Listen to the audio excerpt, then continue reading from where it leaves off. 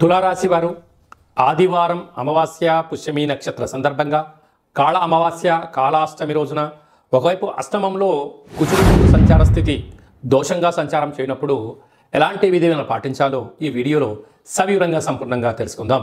తులారాశిలో ఏ నక్షత్రాలు వస్తాయి అనగా చిత్తా నక్షత్రంలోని 3వ పాదం 4వ పాదం, స్వాతి నక్షత్రంలోని 4 పాదాలు, విశాఖ నక్షత్రంలోని 1, 2, 3 పాదాలు కలిపితే తులారాశి అవడం జరుగుతుంది.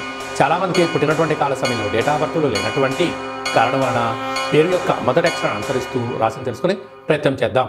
రా, రి, శ్రీ, రు, రే, రో, తా, తి, తు, తే, తో అక్షరాల వారందరూ కూడా తులారాశి. తులారాశి అధిపతి శుక్ర భగవానుడు. మీరు పంచమ స్థానంలో శని సంచార స్థితి ఉండడం, వక్ర గమనంలో శని భగవానుడు ఉండడం వలన వాహన ప్రమాదాలు స్వల్పంగా పొంచి ఉన్నాయి. నీటితో నిప్పుతో దూరంగా ఉండే ప్రయత్నం చేయండి. 6వ స్థానంలో రాహు సంచార స్థితి ఉండడం వలన రుణ సమస్య, రోగ సమస్య పొంచి ఉన్నాయి. దయచేసి అప్పులు ఇవ్వద్దు, అప్పులు తెచ్చుకోవద్దు. అష్టమ స్థానంలో కుజ భగవానుడు సంచారం చేయడం వలన కుజదోష ప్రభావం కారణం వలన మీ జన్మ నక్షత్రం రోజున అమావాస్య అష్టమి తిథి ఎందున దూర ప్రయాణాలు, జల ప్రయాణాలు, దూరంగా ఉండడం, క్రయ విక్రయాలు, లావాదేవీలు, ఓర్పు, సహనం చాలా అవసరం అని చెప్పి మీరు గుర్తు పెట్టుకోగలగాలి.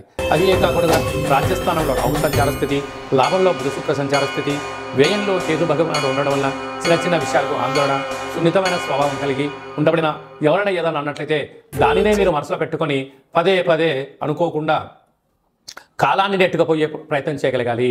కనుక తెల్ల జిల్లడి యొక్క వృక్షం చుట్టూ ప్రదక్షిణ, దీపము, వీలైతే ఆ యొక్క వేరును తెచ్చుకొని మట్టిని బాగా కడిగి సింధూరం బాగా పూసుకొని పూజామందిరంలో ఉంచుకొని తంత్ర వరసిద్ధి తాంత్రిక కాళభైరవ హోమ కార్యక్రమాన్ని చేసి ఇంట్లో పెట్టుకున్నట్లయితే అద్భుతమైనటువంటి మీకు రాబోయే 7 తరాల వారికి ఆనంద సిద్ధి, ఆరోగ్య సిద్ధి, ఐశ్వర్య సిద్ధి, కనక సిద్ధి, అమృత సిద్ధి అనేటువంటి అనేక రకాల సిద్ధులు మీకు సొంతమై తులారాశి వారికి ఎనలేనటువంటి ధనం, ఐశ్వర్యం మీ సొంతం కాబోతుంది.